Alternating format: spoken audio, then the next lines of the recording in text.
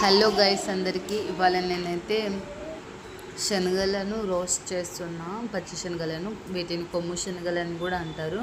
మా బంజారాలో ఏమంటారో తెలియదు. స్టార్టింగ్లో అయితే చెప్పేద్దాం విధానం. స్టవ్ ఆన్ చేసి దానిలో కొంచెం 3 స్పూన్లు ఉప్పు వేసి దాన్ని మంచిగా కలుపుతూ ఉండాలి. తర్వాత అది మంచిగా మన చేతికి కూడా తాకనట్టుగా వేడిగునేంత వరకు చేసుకుంటూనే ఉండాలి. తర్వాత శనగలు ఒక కప్పు తీసుకొని అందులో ఒక స్పూన్ ఆయిల్ పోసుకొని ఆయిల్ మొత్తం శనగలు పీల్చుకునేలా చేసుకోవాలి. తర్వాత వేడిగా అయిన సాల్టులు ఇవి వేసి బాగా కలపాలి. కలిపిన తర్వాత ఇవన్నీ ఒక 5 మినిట్స్ 10 మినిట్స్ తర్వాత చిక్లిన తర్వాత ఆల్మోస్ట్ దాన్ని కలుపుతూనే ఉండాలి. కలిపిన తర్వాత ఒక పెద్ద గరిటె తీసుకొని దాన్ని మొత్తం బయటికి తీసుకుంటే రెడీ అయిపోయినట్లే.